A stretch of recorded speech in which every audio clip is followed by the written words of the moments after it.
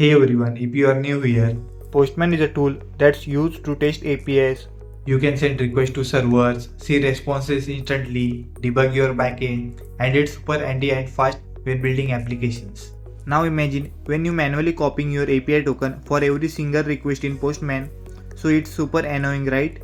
What if I told you that Postman can do it for you automatically?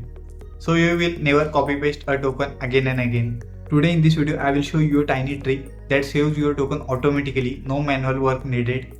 This is the LangChain multi-agent code that I have built before, and here are the register, login and get user routes, and this is auth middleware built for authentication purpose. Instead of manually copy pasting the token, here's the solution. We will use a tiny script in Postman test tabs of your login request. Paste this code. What it does, it saves the token only if login is successful, converts the response to JSON, and automatically response.token will be stored in a collection variable called auth_token. Next we will add auth_token variable in this collection in variables tab. Let's paste here, and here token will be automatically stored after login success response.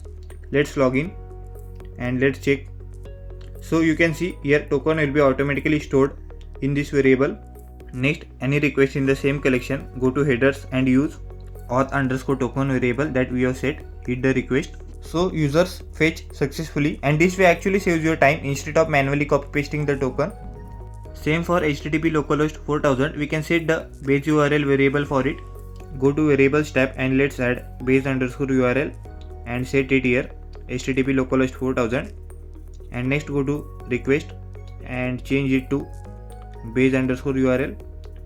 In other request also you can change, so change it to base_URL, and you can see you are getting its value. Hit the request, so it's working. By this way you can set variables in Postman collection, and it actually saves your time. So that's it. Now all the requests will automatically use your login token, no need to manually copy paste it, and it actually saves your time if there are more than 10 requests.